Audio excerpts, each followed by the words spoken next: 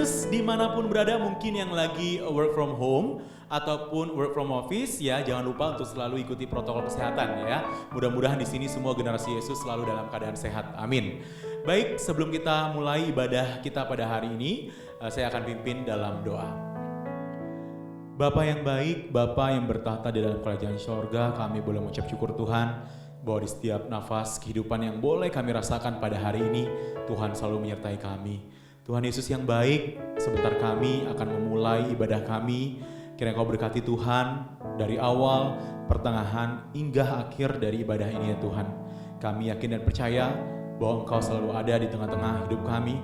Kau lancarkan semua ini ya Tuhan, dan kami serahkan hanya ke dalam nama Tuhan. Haleluya. Amin.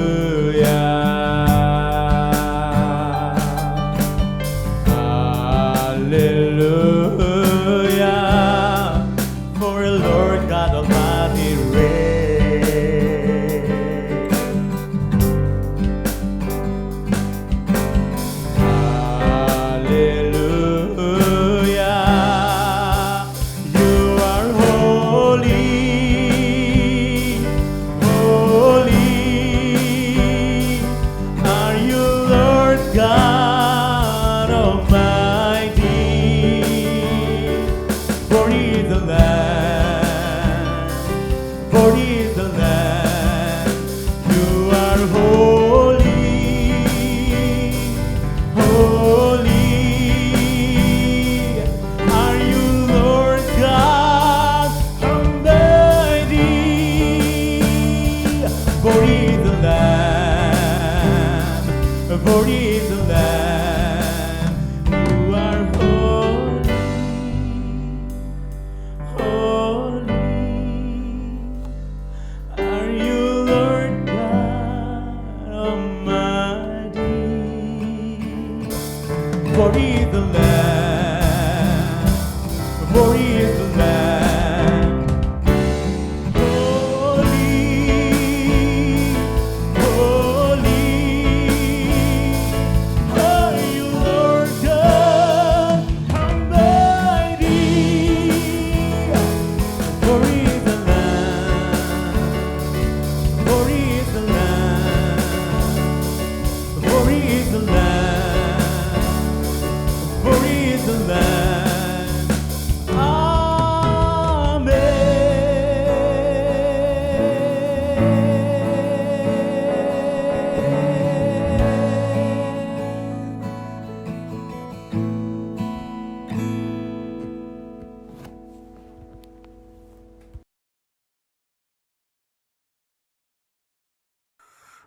Haleluya. Shalom Bapak Ibu yang dikasihi oleh Tuhan Yesus Kristus. Hari ini kita akan mendengarkan kebenaran firman Tuhan. Tentunya firman Tuhan akan senantiasa menuntun setiap langkah kehidupan kita, menguatkan serta membimbing kehidupan kita. Sebelum kita mendengarkan kebenaran firman Tuhan, mari kita bersatu hati dan kita berdoa. Bapa yang baik, kami bersyukur buat hari ini, buat kebaikan Tuhan yang selalu baru dalam kehidupan kami. Dan pada saat ini Tuhan, kami mau buka hati kami untuk mendengarkan kebenaran firman-Mu ya Bapa. Berbicaralah bagi setiap kami, sampaikan apa yang menjadi isi hati-Mu bagi setiap kami. Sehingga setiap kami yang lemah kami boleh dikuatkan. Setiap kami yang berbeban berat, kami boleh diberi kelegaan. Dan setiap kami yang terikat, kami boleh dibebaskan. Sebab firman-Mu berkuasa atas setiap kami ya Bapa. Terima kasih Tuhan, terima kasih Bapa. Ini hati kami, ini hidup kami. Kami mau persembahkan sepenuhnya hanya ke dalam tangan-Mu ya Bapa. Berbicaralah bagi setiap kami. Dan kami siap untuk diberkati oleh kebenaran firman Tuhan. Demi nama Yesus kami telah berdoa dan mengucap syukur. Haleluya. Amin. Baik, puji Tuhan, Bapak Ibu yang dikasihi oleh Tuhan Yesus Kristus. Saat ini mari kita membuka Alkitab kita mau mendengarkan kebenaran firman Tuhan yang terambil dari Daniel pasal yang ketiga, ayat yang pertama sampai ayat yang keenam. Daniel pasal yang ketiga, ayat yang pertama sampai ayat yang keenam. Saya akan bacakan untuk kita semua. Judul perikop dari Daniel 3 ini adalah perapian yang menyala-nyala. Raja Nebukadnezar membuat sebuah patung emas yang tingginya 60 hasta dan lebarnya 6 hasta yang didirikannya di dataran Dura di wilayah Babel. Lalu Raja Nebukadnezar menyuruh orang mengumpulkan para wakil raja, para penguasa, para bupati, para penasihat negara, para bendahara, para hakim, para ahli hukum, dan semua kepala daerah untuk menghadiri pentahbisan patung yang telah didirikannya itu. Lalu berkumpullah para wakil raja dan para penguasa, para bupati, para penasehat negara, para bendahara, para hakim, para ahli hukum, dan semua kepala daerah untuk menghadiri pentahbisan patung yang telah didirikan Raja Nebukadnezar itu. Dan berserulah seorang bentara dengan suara nyaring, beginilah dititahkan kepadamu, hai orang-orang dari segala bangsa, suku bangsa, dan bahasa. Demi kamu mendengar bunyi sangkakala, seruling kecapi, rebab, gambus, serdam, dan berbagai-bagai jenis bunyi-bunyian, maka haruslah kamu sujud menyembah patung yang telah didirikan Raja Nebukadnezar itu. Siapa yang tidak sujud menyembah akan dicampakkan seketika itu juga ke dalam perapian yang menyala-nyala. Nah, Bapak Ibu yang dikasihi oleh Tuhan Yesus Kristus, Tema kebenaran firman Tuhan yang akan saya sampaikan hari ini yaitu melawan arus dunia. Sekali lagi, tema kebenaran firman Tuhan yang akan saya sampaikan hari ini yaitu melawan arus dunia. Saya percaya ketika kita berada di dalam dunia ini, ada banyak godaan, ada banyak cobaan, bahkan ada banyak tantangan yang akan kita hadapi. Karena firman Tuhan juga jelas berkata bahwa hari-hari ini akan semakin jahat. Tantangan akan semakin berat yang akan kita hadapi di dalam dunia ini. Dan bahkan dalam pembacaan kita hari ini kita juga melihat ada banyak tokoh di dalam pembacaan kita hari ini. Yaitu tokoh yang sangat terkenal. Sadrak, Mesak, dan Abednego. Mereka hidup di dalam situasi dan kondisi yang tidak enak. Mereka hidup di dalam situasi dan kondisi yang mungkin sangat tidak nyaman. Bahkan Alkitab mencatat mereka hidup di bawah kepemimpinan raja yang tidak takut Tuhan. Dan pada masa-masa itu, raja yang memimpin saat itu membuat satu perintah di mana raja itu mendirikan sebuah patung, dan perintah raja itu jelas bahwa seluruh warga masyarakat harus menyembah patung yang didirikan oleh raja itu.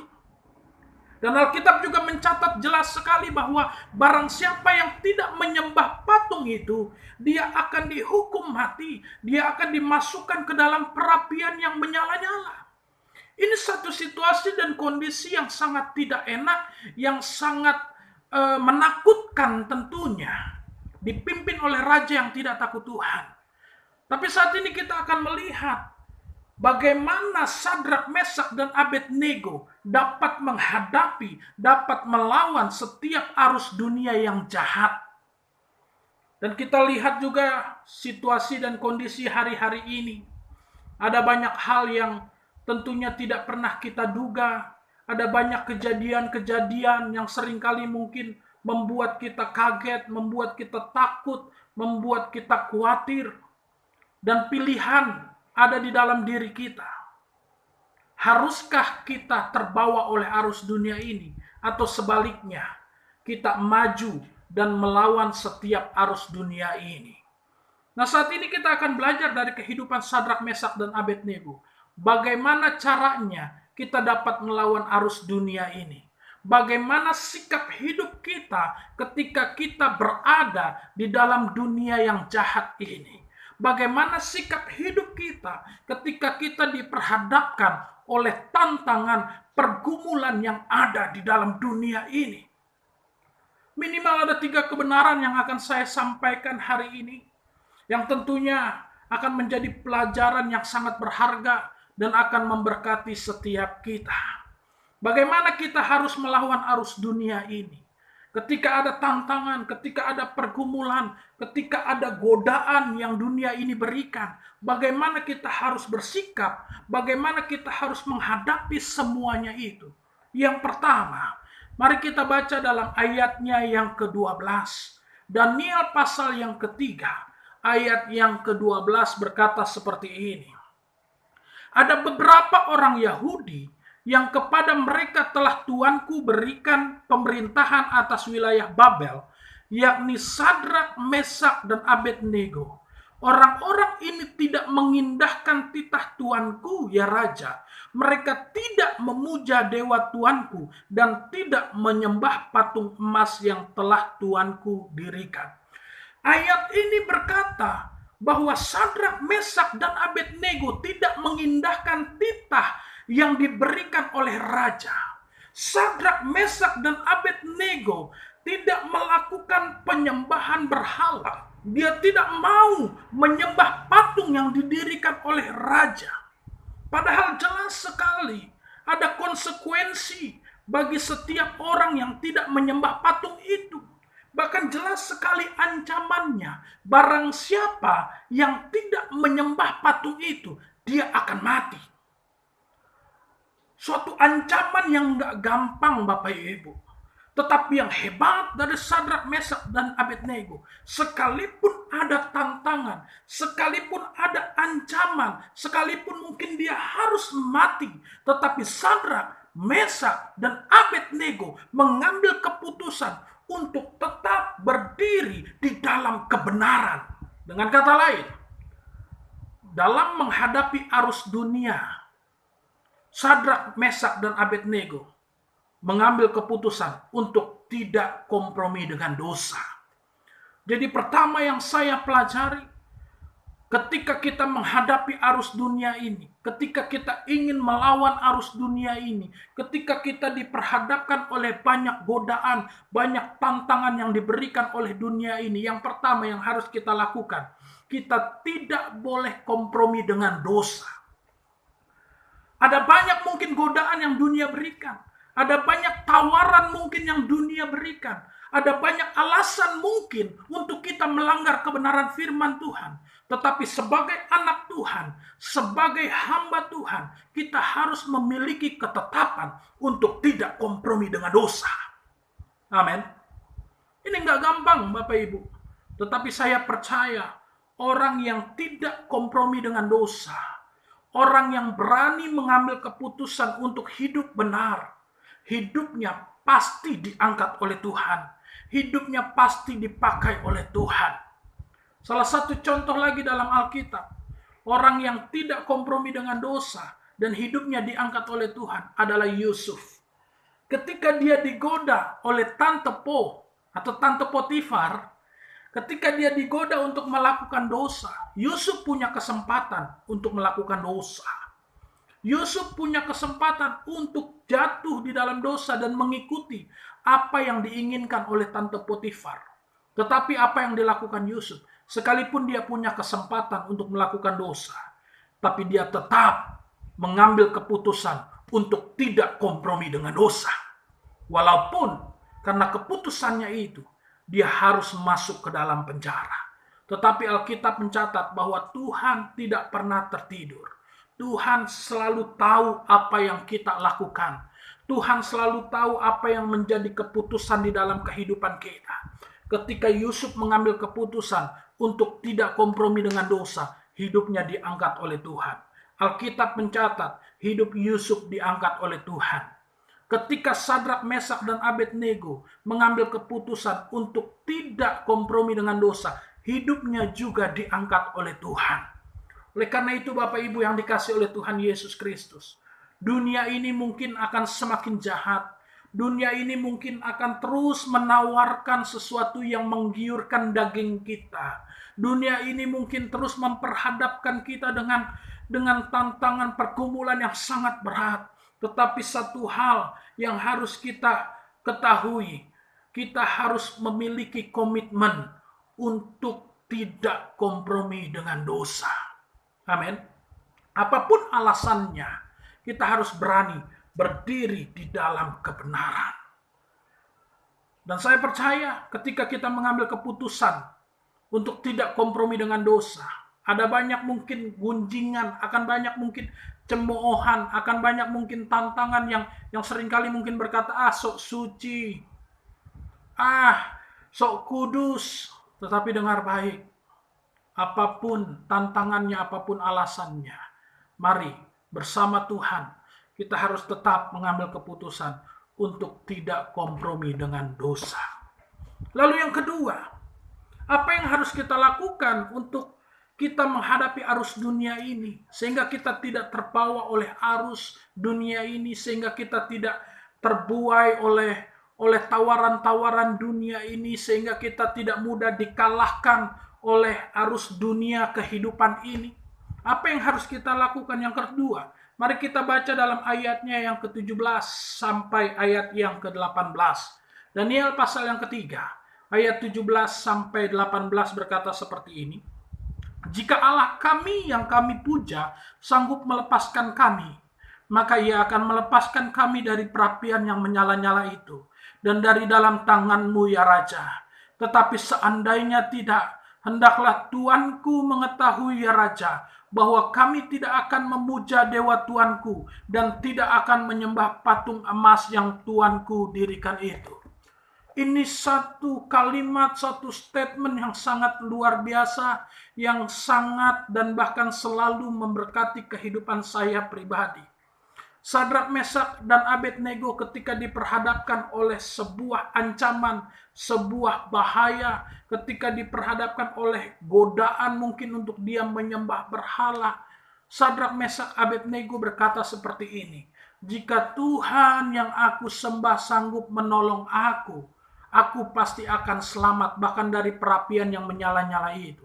Kata-kata berikutnya yang hebat, yang sangat luar biasa, dia berkata, tetapi seandainya tidak, hendaklah Tuanku mengetahui ya Raja, bahwa kami tidak akan memuja dewa Tuanku. Artinya apa? Sadrak, Mesak, dan Abednego memiliki iman yang tak tergoncangkan. Sadrak, Mesak, dan Abednego memiliki keputusan yang luar biasa, memiliki iman yang luar biasa. Dengan kata lain, dia mau berkata, sekalipun aku harus mati, sekalipun doaku tidak dijawab, sekalipun doaku belum dijawab, aku akan tetap menyembah Tuhanku yang dahsyat.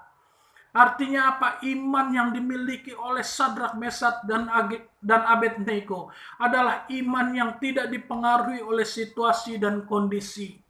Oleh karena itu yang kedua yang saya pelajari, untuk melawan arus dunia ini, kita harus memiliki iman yang tak tergoncangkan. Iman yang tidak dipengaruhi oleh situasi dan kondisi. Oleh karena itu Bapak Ibu yang dikasihi oleh Tuhan, dunia mungkin bisa memberikan kita goncangan. Dunia mungkin bisa memberikan kita tantangan pergumulan. Tetapi hari ini, mari kita bersama-sama kita belajar. Kita mau memiliki iman yang tak tergoncangkan. Dengan kata lain, apapun yang terjadi di dalam hidup kita, kita belajar untuk tetap mengasihi Tuhan. Apapun yang terjadi di dalam hidup kita, kita harus tetap belajar untuk terus percaya kepada Tuhan. Sebab kita tahu bahwa Tuhan yang kita sembah adalah Tuhan yang dahsyat, Tuhan yang punya rencana yang indah bagi setiap kita. Bahkan Tuhan yang kita sembah adalah Tuhan yang turut bekerja untuk mendatangkan kebaikan bagi setiap kita. Kalau hari-hari ini mungkin kita mengalami banyak tantangan. Hari-hari ini mungkin kita mengalami banyak pergumulan di dalam dunia ini. Kalau hari-hari ini mungkin dunia memberikan alasan untuk kita putus asa. Dunia memberikan kita tekanan untuk kita tidak punya pengharapan. Tapi dengar baik sebagai hamba Tuhan. Sesuai dengan firman yang kita dengar hari ini. Apapun yang terjadi dalam hidup kita, tetaplah percaya kepada Tuhan. Jangan pernah curiga dengan Tuhan. Jangan mengeluarkan kata-kata yang tidak pantas terhadap Tuhan. Sebab apapun yang terjadi dalam hidup kita, Tuhan pasti punya rencana yang indah. Tuhan pasti punya rencana yang dahsyat. Oleh karena itu tetaplah percaya bahwa Tuhan selalu ada bersama dengan kita. Sadrak, Mesak, dan Abednego berkata kepada Raja Nebukadnezar, kalau Tuhan yang aku sembah sanggup menolong aku, pasti aku akan melihat mujizat. Pasti aku akan melihat pertolongan Tuhan. Tapi seandainya pun tidak. Artinya apa? Seandainya mujizat tidak terjadi, hatiku akan tetap menyembah Tuhan. Dan itu iman percaya yang sangat luar biasa. Apapun yang terjadi, kita akan tetap mengasihi Tuhan. Mungkin hari-hari ini doa kita belum dijawab. Mungkin hari-hari ini sepertinya kita tidak menemukan jalan keluar. Mungkin hari-hari ini ada banyak tantangan yang begitu berat di dalam kehidupan kita. Tetapi tetaplah memiliki hati yang mengasihi Tuhan. Tetaplah memiliki iman yang tidak tergoncangkan. Situasi dan kondisi apapun yang kita alami, kita harus tetap mengasihi Tuhan. Amin. Jadi yang kedua, dalam menghadapi arus dunia ini, kita harus memiliki iman yang tak tergoncangkan. Kita harus bisa berkata seperti Sadrak, Mesak, dan Abednego. Apapun yang aku alami, Sekalipun aku sakit, sekalipun doaku belum dijawab, sekalipun sepertinya aku belum menemukan jalan keluar, tetapi hatiku akan tetap mengasihi Tuhan. Lalu yang ketiga, yang terakhir, bagaimana sikap hidup kita untuk kita dapat menghadapi arus dunia ini? Apa yang harus kita lakukan ketika kita menghadapi arus dunia ini? Mari kita baca dalam ayatnya yang ke-28. Daniel pasal yang ketiga ayat yang ke-28 berkata seperti ini. Berkatalah Nebukadnezar, terpujilah Allahnya Sadrak, Mesak, dan Abednego.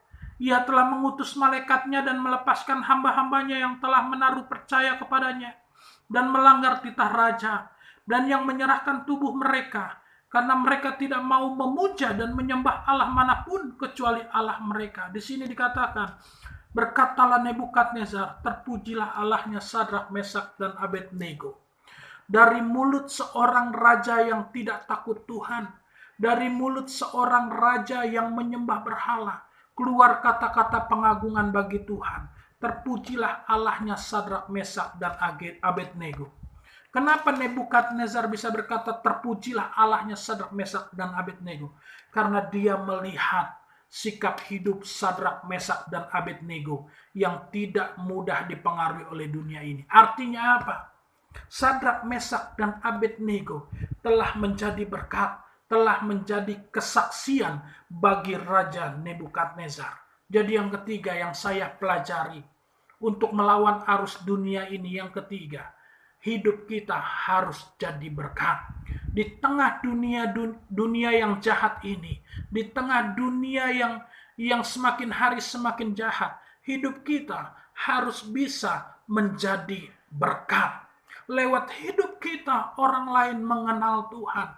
Makanya firman Tuhan bilang begini, hendaklah terangmu bercahaya di depan semua orang, supaya mereka melihat perbuatanmu yang baik. Artinya supaya mereka melihat sikap hidupmu yang baik dan memuliakan Bapamu di surga. Lewat hidup kita orang lain dapat memuliakan Tuhan. Lewat hidup kita orang lain jadi kenal Tuhan. Jadi Bapak Ibu yang dikasih oleh Tuhan Yesus Kristus, apapun yang engkau alami hari-hari ini, tetaplah jadi berkat. Tetaplah jadi berkat bagi orang-orang yang ada di sekelilingmu.